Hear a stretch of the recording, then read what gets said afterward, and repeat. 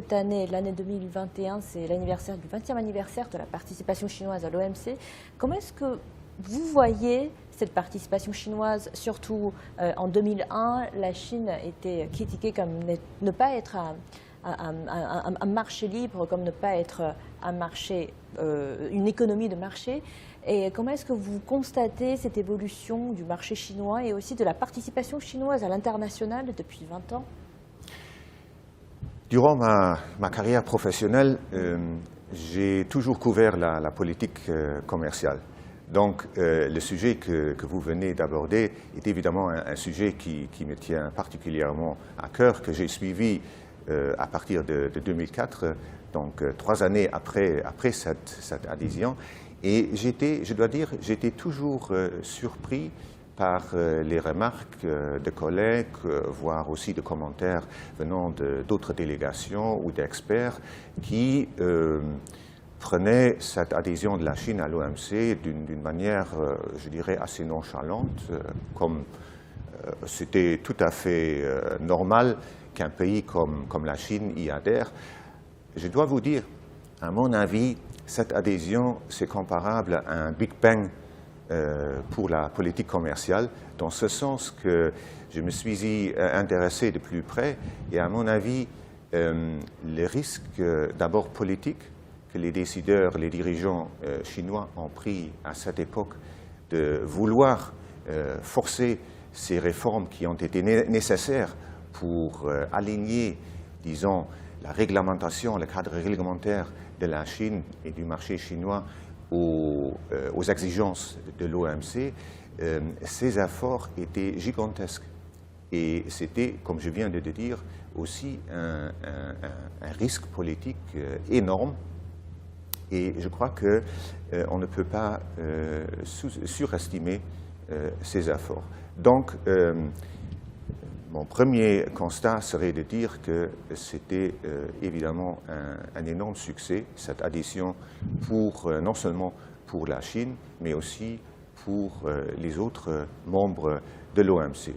Maintenant, il faudra aussi voir que ce n'est pas un exercice qui se termine avec la date même de l'adhésion. Et on l'a vu, les besoins en termes de réforme économique, les besoins et les exigences en termes d'ouverture des marchés, non seulement des produits, mais aussi des services, continuent. Et la Chine continue à prendre très au sérieux ces efforts, continue d'ouvrir son marché. Maintenant, on ne parle pas seulement du commerce en tant que tel, mais il faudra aussi tenir compte, par exemple, des règles en matière de la protection de la propriété intellectuelle. C'est un chapitre très important. Il y en a d'autres, comme les mesures sanitaires et phytosanitaires. Donc je dirais que c'est un exercice qui continue à se dérouler. Et les efforts que la Chine a entrepris en 2001 pour y adhérer, je crois que la Chine est en train de répéter en quelque sorte cet exercice. Pourquoi? Parce que les engagements que la Chine vient de prendre, notamment sur le développement vert, sur l'économie verte, sur la réduction des émissions de carbone, tout cela nécessitera à nouveau un refondement complet, non seulement de l'économie chinoise, mais je dirais aussi du pays, de la société en tant que telle. Et c'est d'ailleurs quelque chose qui ne s'applique pas seulement à la Chine, mais à l'ensemble des autres pays qui doivent aussi entreprendre ces réformes.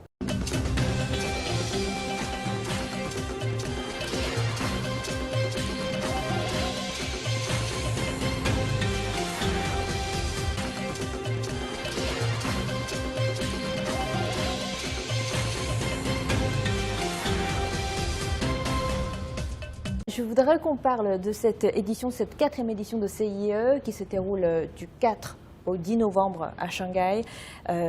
Comment est-ce que l'île Maurice va présenter leurs produits, leurs services? Il y a déjà ceux qui vendent des produits en Chine et qui ont profité du stand mauricien qui est là. et on présente nos produits. C'est une opportunité. Quand nous avons vu les chiffres, 1 500 000 acheteurs potentiels dans les 3 premières éditions, donc ils sont déjà là, qui étaient déjà pas potentiels, vrais. La Chine, c'est le plus grand pays de consommateurs.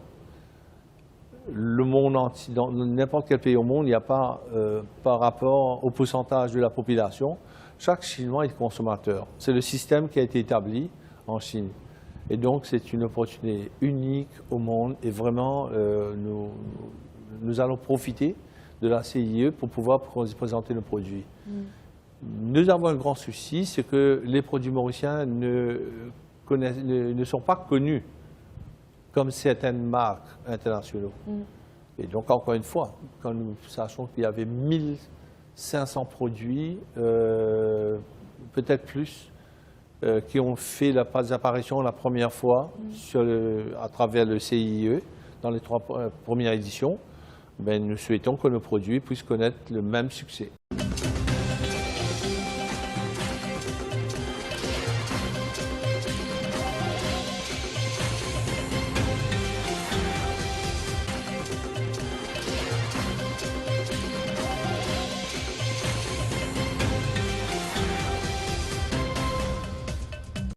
Et quelles sont justement vos attentes pour cette 4e édition de la CIE?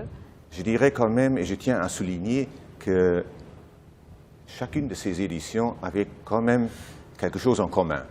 Et ce qu'ils ont de commun, c'est ce signal politique qui ressort de la tenue de cette foire. Le signal politique de l'ouverture, le signal politique de l'ouverture de la Chine aux entreprises qui sont intéressées à exporter leurs marchandises, leurs produits ou leurs services sur la Chine. Et je crois que c'est évidemment un signal très important, spécifiquement dans le contexte actuel de l'économie mondiale où on parle des disruptions des chaînes d'approvisionnement, des chaînes de production.